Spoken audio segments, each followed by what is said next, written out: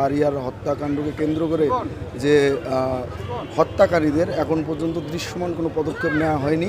অন্য অসৎ উদ্দেশ্য হাসিল করার ব্যর্থ চেষ্টা করলে আমরা বাংলাদেশ জাতীয়তাবাদী ছাত্রদল কখনো সেটা মুখ বুজে সহ্য করব না। অপরাধীদের যদি অতি দ্রুত চিহ্নিত করে যদি অ্যারেস্ট করা না হয় তাহলে আমরা মনে করি ভবিষ্যতে এরকম ঘটনা অহরহ ঘটবে। আরিয়াল আলম সাম্য আমাদের সম্মুখ সারির সহযোদ্ধা, সে গত জুলাই আগস্টের গণ অভ্যুত্থানে সে সামনের থেকে নেতৃত্ব দিয়েছে। আজকে আমরা তার আত্মার মাগফিরাত কামনা করে এটি মিলাদ মাহফিল এবং দোয়া মাহফিল করলাম। আমরা ইতিমধ্যেই বিভিন্ন মিডিয়া মারফত আমরা জানতে পেরেছি শাহরিয়ার হত্যাকাণ্ডকে কেন্দ্র করে যে হত্যাকারীদের এখন পর্যন্ত দৃশ্যমান কোনো পদক্ষেপ নেওয়া হয়নি পুলিশ প্রশাসন থেকে, এমনকি বিশ্ববিদ্যালয় প্রশাসন থেকেও।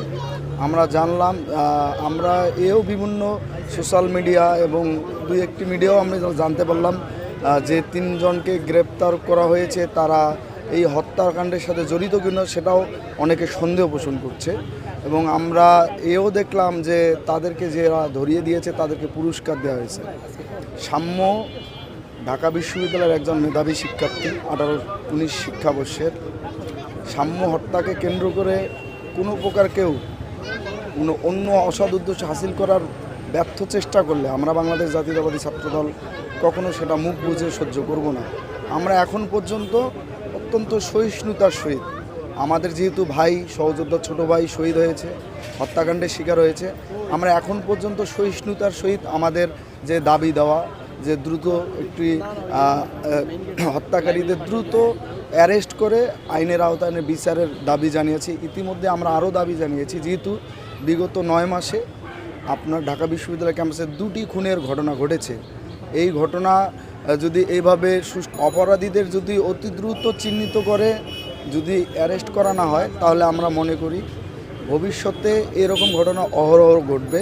এবং আপনারা বিশ্ববিদ্যালয়ের কিন্তু একটা আবার ইতিহাস আছে, আমরা এটাও জানি যে এইসব ঘটনার নাকি অনেক সময় বিচারাধীন থাকে, ন্যায্য বিচারও কেউ পায় না। কিন্তু আমরা আজ পর্যন্ত সহিষ্ণুতার আচরণ করছি। আমরা হয়তোবা আজকে মিলাদ মাহফিল করলাম, আমরা আমাদের কর্মসূচি পরবর্তীতে জানিয়ে দেব।